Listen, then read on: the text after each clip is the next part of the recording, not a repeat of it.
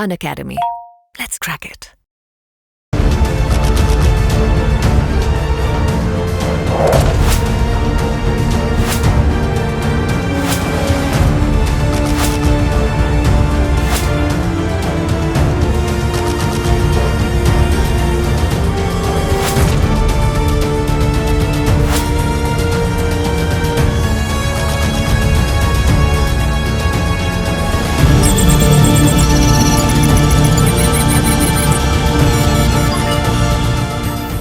Hello नमस्कार। सो मैं हूं तनसुख पालीवाल और आज जुडिशरी एग्ज़ाम को लेकर एक अलग तरीके का डिस्कशन आप लोगों के बीच में होने वाला है।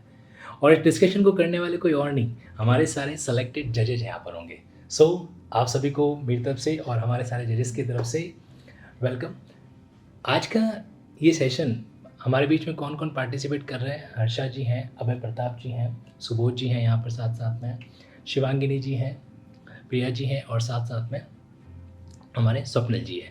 तो शुरुआत स्वप्निल जी से आपसे करना चाहता हूँ। ये जुडिशरी वाला जो फंडा होता है ना, ये बेसिकली दिमाग में कौन डालता है स्टूडेंट की लाइफ के अंदर? अगर एक एंगल से सोच के देखें तो कौन डालता है कि कौन कहता है कि तुम्हें जुडिशरी में जाना चाहिए? सर एक्चुअली हर किसी की लाइफ में वो रोल अलग है। मेरी लाइफ में वो रोल मेरे फादर का था कि उन्होंने मतलब एडमिशन, मेरा मन था कि मैं इंजीनियरिंग में जाऊं, जैसा सब लोग जा रहे थे, आईआईटी वगैरह करनी थी, पर पापा का कहना था नहीं इस फील्ड में जाओ, तो मैंने उस टाइम एडमिशन ले लिया। फिर जो जज बनने का जो सपना है वो कॉलेज में अपने आप ही डेवलप हो जाता है। उस टाइम जब सारे सीनियर्स को देखते हैं हम और जजेस आते हैं कॉलेज में, तो लगता है हाँ इस पोस्ट में कुछ तो बात है, अब यही करना है। अब यही जो करना है। कॉलेजेस में सर जजेस आते हैं और मॉक जो चलते हैं और वो चीज़ें देखते हैं, जजेस की गाड़ी आना, स्पेशली सर जब आपका कॉलेज हाई कोर्ट के पास हो बिल्कुल, तो वो फीलिंग अपने आप ही आ जाती है कि हाँ अब यही करना है। यही करना चाहिए। बट स्वप्निल जी, ये बात होगी मेरे ख्याल से कितनी 8 साल पुरानी है, कितनी पुरानी कह सकते हैं, जब आपके पापा ने आपको ये कहा कि नहीं बेटा करना तो जुडिशरी वाला ही है? सर ये 2015 की बात है, जब मैंने 12th पास आउट ही किया था। 2015 की बात है और आज 2023, मतलब एक सपना जो है वो अचानक रातों रात तो नहीं देखा जाता, अगर इस एंगल से सोचें तो, हाँ है सर। ना? मतलब 8 साल पहले का एक चीज़ था जो आज जाके एग्जीक्यूट हुआ है। चाहे इसके लिए अपन को टाइम एलएलबी में देना पड़े, चाहे हाँ हो सकता है अपने एक एक्सपीरियंस वाला अटेम्प्ट हो जाए कहीं न कहीं, है ना? बट वो चीज़ शुरुआत वहाँ से हुई थी। हाँ सर। तो क्या आपके केस में ये मान लूँ कि जब आपके पापा ने कहा तब आपने पापा की बात मानी नहीं कि नहीं, इंजीनियरिंग लाइन, मेरे को तो इंजीनियरिंग अंदर जाना नहीं है? सर, मेरे साथ ऐसा था कि मैंने एडमिशन तो ले लिया पापा के कहने से, पर मैं फर्स्ट सेकंड ईयर में मुझे कुछ समझ में ही नहीं आ रहा है, एकदम से बेरैक और ये सारे सब्जेक्ट आ गए और मैं पीसीएम से थी, तो मुझे कुछ समझ में ही नहीं आता। तो मैं पापा से कहती थी कि आपने ये किस लाइन में मुझे भेज दिया है। फिर धीरे धीरे सर कुछ मतलब जैसे कॉलेजेस में कुछ टीचर्स मिले, उन्होंने लॉ समझाया, बैठा के पढ़ाया, तब थोड़ा समझ में आया। तब वो जब पढ़ने लगे, चीज़ें समझ में आने लगी तो अच्छा लगने लगा। फिर मतलब ये रियलाइज़ हुआ कि हाँ इससे बेस्ट लाइन कोई नहीं थी, जो पापा का डिसीजन था वही बेस्ट था। एग्जैक्टली। इससे मेरे को एक बात याद आ गई अब है। जैसे आजकल एक मेरे को डिबेट सुन रहा था, वो लव मैरिज और अरेंज मैरिज वाला। तो उसमें एक स्पीकर आर्ग्यू करता है कि सर अरेंज मैरिज के पेरेंट्स को, सॉरी लव मैरिज के पेरेंट्स को ज़्यादा फ़ायदा है। तो दूसरे वाले ने पूछा कैसे? तो कि वो ऐसे है कि लव मैरिज करने पर वो बंदा अपने जो है कर्म खुद न्योछावर करता है, तो कभी भी पेरेंट्स को नहीं कहेगा आपके कहने पर मैंने इससे शादी की। लेकिन आप वाले केस में ठीक है कुल मिला के मामला ना, हाँ सर। जो पापा ने बताया, वरना आप तो साइंस में चले जाते हैं। हाँ सर। और अगर ये साइंस में चले जाते शायद आज एक जज हमारा कम पड़ जाता। क्योंकि देश को ना न्यायिक सेवा के केस में अभी आज जजेस के ऊपर इतना लोड क्यों हो रहा है पता है प्रिया जी? मतलब एक कोर्ट के अंदर इतने मल्टीपल लिटिगेशन हो रखे हैं कि वो जुडिशियल ऑफिसर जो है शाम को जो रूटीन टाइम है, अगर बैठा रहे तो वो 8 बजे तक घर नहीं जा सकता, ऐसा उसका माहौल रहता है। आपके केस में कैसा रहा है? मतलब ये शुरुआत का सोर्स ऑफ इंस्पिरेशन कैसा थोड़ा रहा? बहुत तो मैं भी यही कहना चाहता हूँ। मेरे मतलब हर इंडिविजुअल की लाइफ में एक पेरेंट्स का थोड़ा बहुत रोल तो रहता ही है। हाँ, मेरे केस में भी पेरेंट्स का काफ़ी बड़ा रोल है। मेरे फादर का एक ड्रीम था कि जैसे मतलब 3 बच्चे, 3 भाई बहन हैं, तो उनका ये था, सपना था कि एक बच्चा आईएएस बने, एक आईपीएस बने और एक जुडिशरी में। अरे वाह, मतलब पापा ने 3 प्लानिंग एक साथ, आईएएस में, आईपीएस में, जुडिशरी में। जुडिशरी में तो हाँ। एक तरह से ये था। फिर मैं पहले तो इतना जैसे इंजीनियरिंग पीसीएम लिया था मैंने सोचा, तो इतना मुझे इंटरेस्ट नहीं आया इंजीनियरिंग में। फिर मैं जब लॉ में गया कॉलेज में, तो मुझे वहाँ जाके लॉ में काफ़ी इंटरेस्ट आया। धीरे धीरे इंटरेस्ट डेवलप होता गया। फिर एक टाइम के बाद मुझे लगा कि मुझे भी जुडिशरी एस्पिरेंट मतलब जज बनना है। ठीक है, मतलब देखो एक पीसीएम से आए, हाँ, एक पीसीएस से आए, हाँ। और दोनों को फाइनली आके लग रहा है कि लॉ ठीक है, यस क्या हम कह सकते हैं ये? यस यस सुबोध तुम्हारा क्या सीन रहा? सर मेरे डैड तो ऑलरेडी जुडिशरी में थे, हाँ। तो मुझे एक चांस था, अपॉर्चुनिटी थी कि मैं उनको देख सकता हूँ, मैं उनके क्वालिटीज़ जो है वो देख पा रहा था। और इवन मैं वो सोसाइटी में भी रहता था जहाँ पे जजेस रहते थे, और उनको देख के मुझे ऐसा लगा कि ये क्वालिटीज़ मैं भी कहाँ तो इन्वाइट करता हूँ, मुझ में भी ये क्वालिटीज़ है। तो वहाँ से मेरा चाइल्डहुड ड्रीम बन गया था कि जज बनूँ और थोड़ा एक पब्लिक सर्विस के लिए। मतलब आपको इस बात के लिए किसी ने पुश नहीं किया, आपने खुद अपने ऑब्जर्वेशन से ही इस चीज़ को? बिल्कुल सर, मेरे डैड तो चाहते थे कि मैं डॉक्टर बनूँ, मैं मेडिकल सर्विस करूँ, लेकिन मेरा ही खुद एम बन गया कि मैं एक जज बनूँ और जुडिशियल सर्विस में आऊँ। तो इस हिसाब से मैंने भी जब ये मेरा चाइल्डहुड ड्रीम था, लेकिन मैंने 12th में सोचा कि कॉमर्स या आर्ट्स लूँ, जो मुझे ज़्यादा बेनिफिशियल होगा लॉ के लिए। लेकिन डैड ने मुझे बोला कि तो साइंस ले, और मुझे साइंस में एडमिट करा कि सो दैट इन केस तो तुम्हारा भी पीसीएम? Yes sir. शाबाश। तो अभी इस मीटिंग के अंदर मैं देख पा रहा हूँ कि लीगल के प्रति अनिच्छा रखने वाले 3 कैंडिडेट्स हो गए। एक आपकी तो इच्छा थी ना? बिल्कुल सर। अच्छा, इनको तो उल्टा दूसरे वाले फील्ड के लिए डाला गया। आपका कैसा रहा शिवांगिनी जी? सर मेरे पापा जी लॉ फील्ड से ही हैं, तो उनको लगा कि एक बेटा आईटी सेक्टर में गया है तो कम से कम बेटी हमारी विरासत को आगे ले जाए, तो लीगली फील्ड चूज करें। विरासत को आगे? जी। अच्छा, ओके। तो जज बनने का कोई सपना नहीं था, तो लॉ मजाक में एडमिशन ले लिया। और फिजिक्स केमिस्ट्री थी 12th में, तो बिल्कुल समझ में नहीं आती थी। तुम्हारे भी फिजिक्स केमिस्ट्री? तो मुझे लगा अच्छा है, इस लाइन से तो हटे कम से कम। तो फिर बाद में, लेकिन जब 4th ईयर में 3rd ईयर में जब इस चीज़ में अपने आप को दिया कि जुडिशरी अच्छी चीज़ है, तब अपने आप इंटरेस्ट आने लगा, और वो कहीं ना कहीं डेडिकेशन बन गया फिर। मतलब कई बार मतलब ये कह सकते हैं कि अपन जब किसी चीज में एंटर करता है तो एंटर करने के बाद कुछ समय बिताने के बाद अपन को महसूस होता है स्टार्टिंग से कोई कि ड्रीम नहीं था ये वाला फील्ड जो है अपने लिए अप्रोप्रिएट है।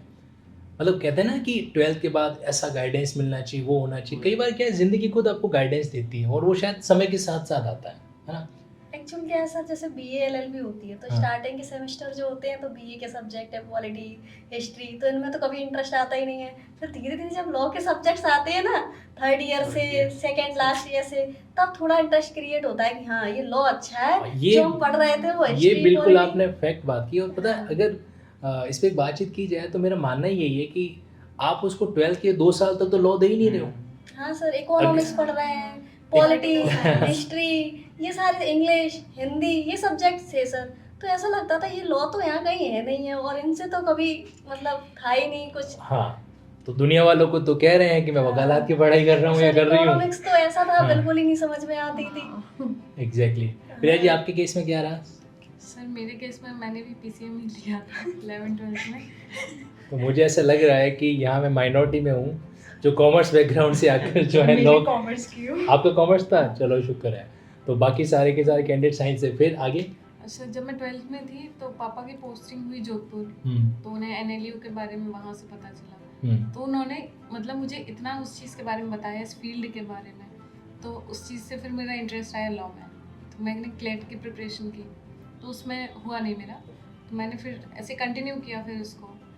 फिर कॉलेज ईयर्स में ही वो बना कि हाँ ठीक है, क्योंकि हम ऐसे बैकग्राउंड से हैं, इस चीज़ के बारे में ज़्यादा नॉलेज रहती नहीं, we are not aware of that कि क्या क्या ऑप्शंस और अवेलेबल हैं।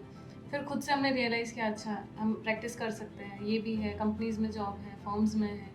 तो फिर धीरे धीरे लगा कि हाँ, पेरेंट्स भी बोले कि अब तो तुम्हें यही करना है। 5th ईयर तक आते आते 4th ईयर से मैंने प्रिपरेशन स्टार्ट की थी। उसके बाद से ये था कि अब यही करना है, इसके अलावा अच्छा, कुछ एक option ही मेरा नहीं सवाल है, पेरेंट्स को ऐसा क्यों लगा कि अब तो बेटा तेरे को यही करना है?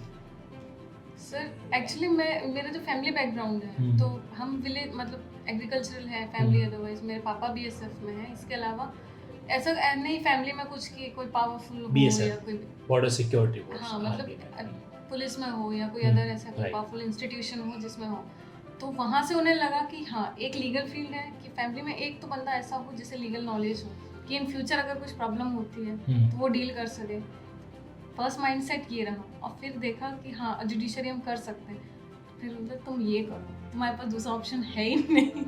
मैं भी सोचूं जैसे मुझे नहीं करना, मैं कुछ और ट्राई करूँ, मतलब नहीं तुम्हें यही करना है, हम करवा रहे हैं, तुम्हें करना है, तुम्हें अपना 100% देना है, तुम्हें जितना टाइम चाहिए हम दे रहे हैं, तुम्हें बस करना है। पता है प्रिया जी, मैं क्लास में कई बार है ना, कोई बातचीत का टॉपिक आता है तो मैं कहता हूँ कि यार हर चीज़ को अपन को एक पेशेंसफुली डील करना पड़ता है।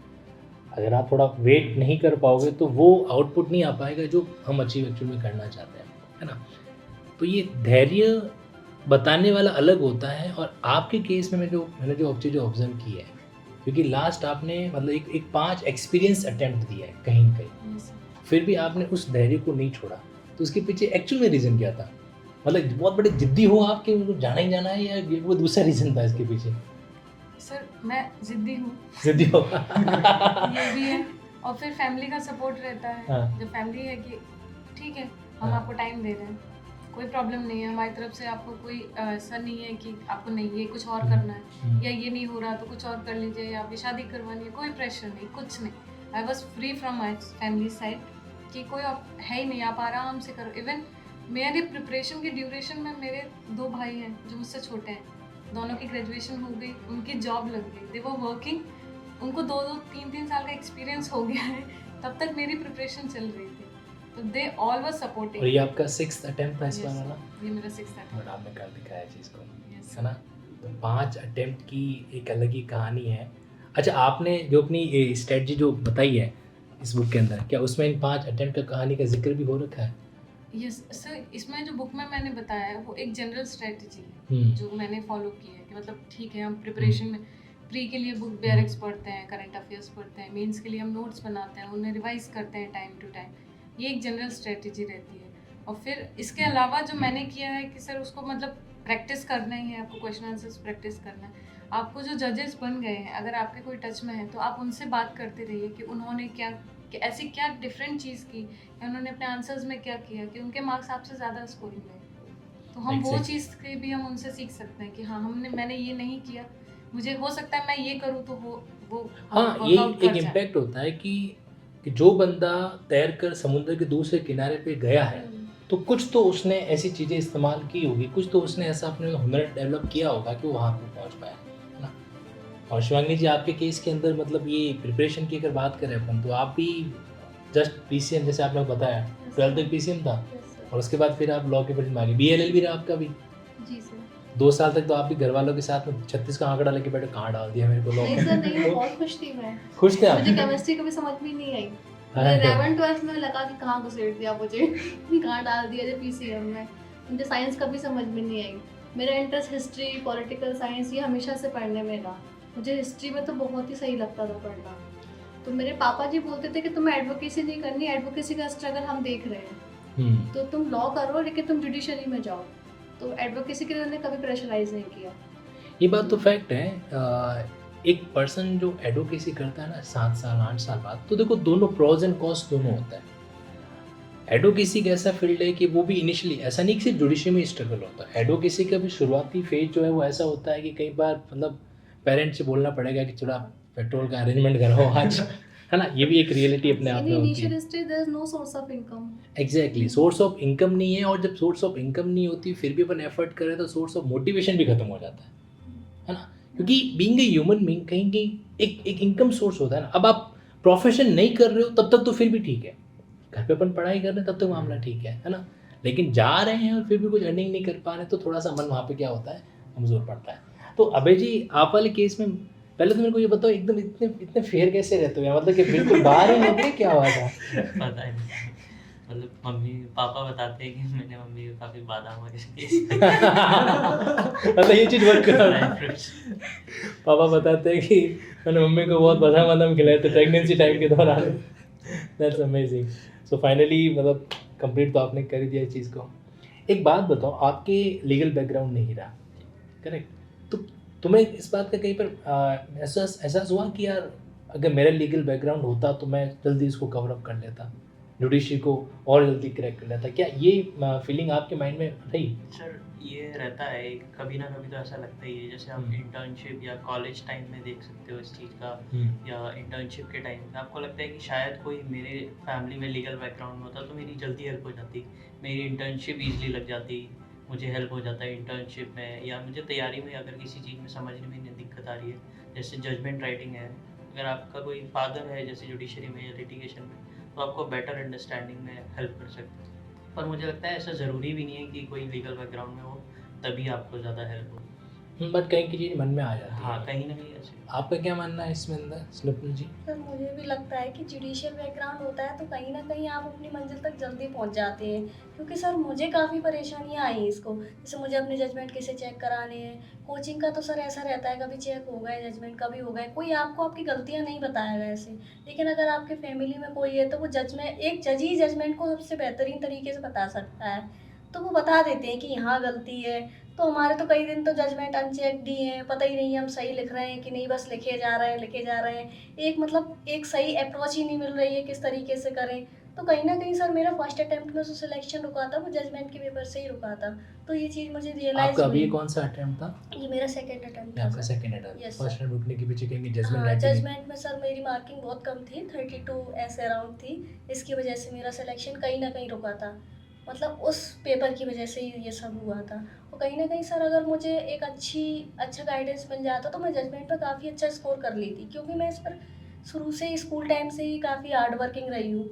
ऐसा नहीं है कि मैं मतलब ठान लेती हूँ तो करती हूँ, मैं कभी पीछे नहीं हटती। मैं 10 12 18 घंटे भी पढ़ सकती हूँ सर, मेरा ऐसा है। अच्छा, हाँ इतना है, मुझे अगर कंप्लीट करना है तो मैं एक दिन में पूरा कंप्लीट कर सकती हूँ सर। मतलब जैसा प्रिया जी ने कहा कि वो हाँ। जिद्दी है, अगर इनकी डिग्री को सुपरलेटिव में लेके जाएं तो Even शायद सर- आप वाला बनेगा, मतलब आप तो सुपर ही जिद्दी हो फिर तो, है। हाँ सर, even सर 18 मैंने- घंटे पढ़ने का हाँ। मतलब ही एक अलग एंगल हो जाता है वहाँ पे इवन तो। सर मैं कॉलेज टाइम से भी मैंने सारे सेमेस्टर टॉप किए अपनी, मैं गोल्ड मेडलिस्ट हूँ अपनी यूनिवर्सिटी की।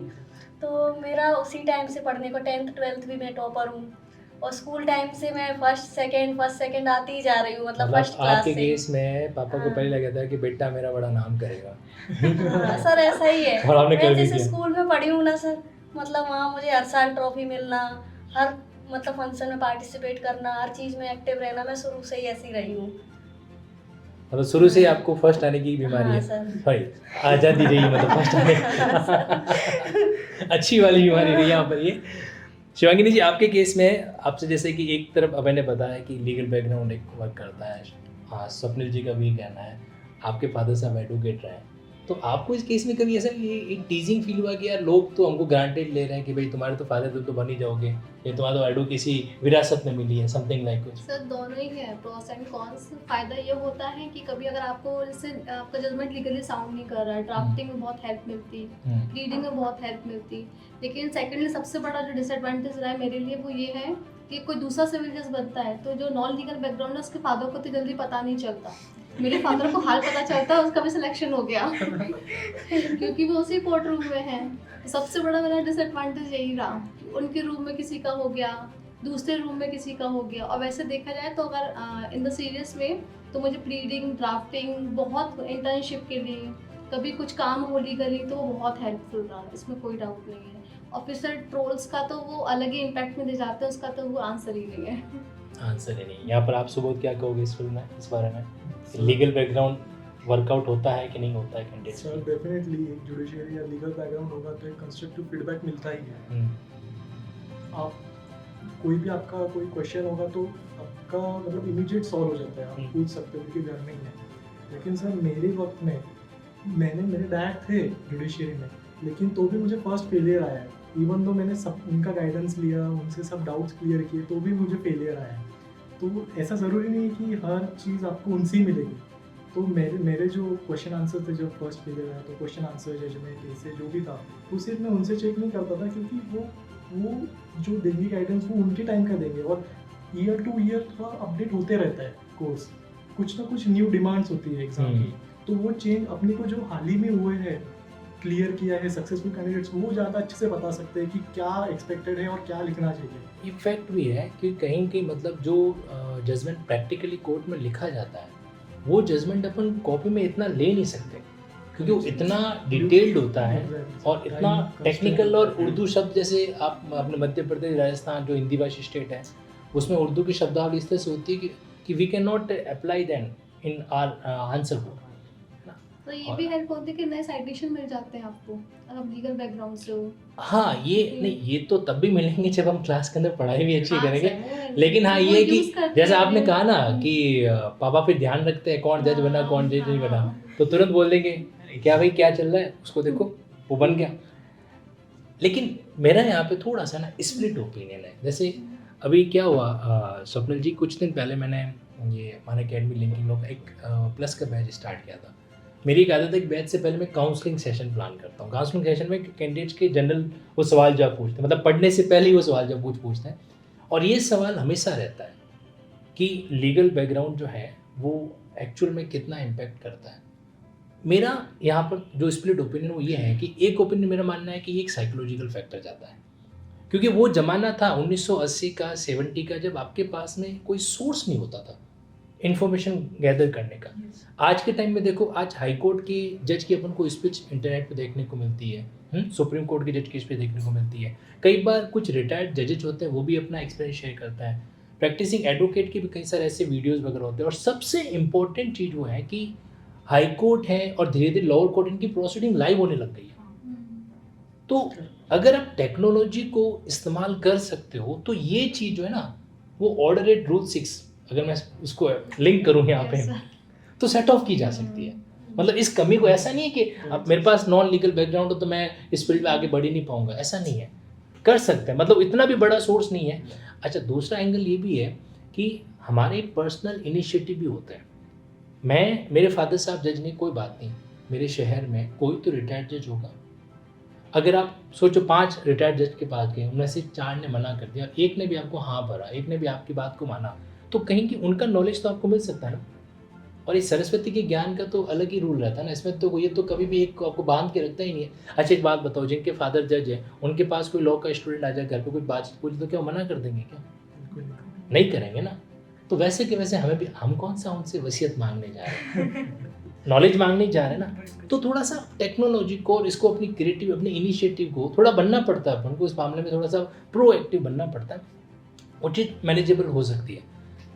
एक दूसरा एंगल ये है जो सेकंड ओपिनियन है मेरी, एक तरफ तो आप भले कह सकते हो कि भाई वो एडवोकेट का बेटा है, बेटी है, जज का बेटा है, बेटी, तो उसको तो चीट ग्रांटेड, लेकिन ग्रांटेड नहीं होती है। अब जैसे मान लो कि मैं खुद का ही एग्जांपल दे रहा हूँ, मैं आज यूट्यूब पे पढ़ा रहा हूँ, चलो कैंडिडेट्स को ठीक ठाक समझ में आ रहा है, ठीक है। अब जो ठीक ठाक जिस लेवल का उनको समझ में आ रहा है, कल मान लो मेरा बेटा आगे पढ़ाता है उस चीज़ को लेकर, तो बच्चे सीधे कंपेयर करेंगे, ये सुनो, कंपेयर करेंगे, कंपेयर करते कि यार तो उनका बेटा समझ में नहीं आ रहा है, तो अब उसकी छोटी सी भी गलती उसको मार्केट से आउट कर देगी।